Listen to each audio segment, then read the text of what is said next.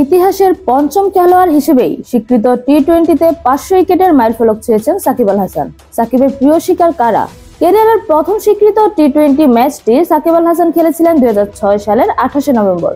খুলনায় জিম্বাবুয়ের বিপক্ষে ম্যাচটি ছিল বাংলাদেশেরও প্রথম আন্তর্জাতিক টি-20। সেই ম্যাচের 16তম ওভারে জিম্বাবুয়ের সর্বোচ্চ স্কোরার শন উইলিয়ামসকে ফরহাদ রেজার ক্যাচ বানিয়ে এই সংস্করণের প্রথম উইকেটটি পেয়ে যান সাকিব। প্রায় 19 বছর পর সেই সাকিব পরশু রাতে পেয়ে গেলেন টি-20 ক্যারিয়ারের 500তম উইকেট।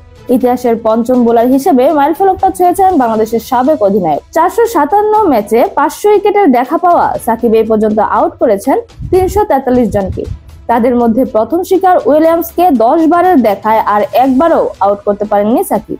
সাকিব একবার আউট করেছেন এমন ব্যাটসম্যানের সংখ্যাই বেশি, উইলিয়ামস সহ 247 জন। একাধিকবার আউট করেছেন 96 জনকে।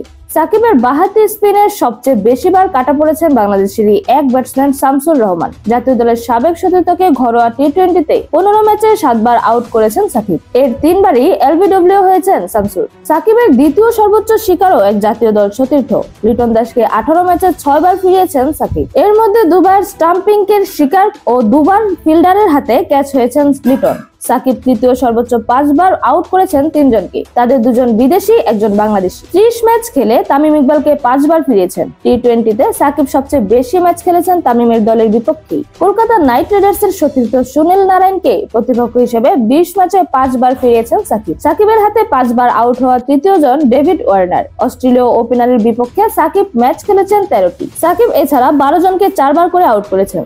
সাকিব 4 বার আউট করেছেন Mohammad Mithun, Shahid Afridi, Dwayne Smith, Soumya Sarkar, Mominul Haque, Darren Sammy, Rony Talukdar, Najibullah Zadran, Carlos Brathwaite, Chris Lynn, Lendl Simmons ও ব্র্যান্ডন টেলরকে। স্বীকৃত টি-20তে সাকিব সবচেয়ে বেশি উইকেট পেয়েছেন বাংলাদেশ জাতীয় দলের হয়ে, দ্বিতীয় সর্বোচ্চ 58টি ঢাকা ডায়নামাইটসে।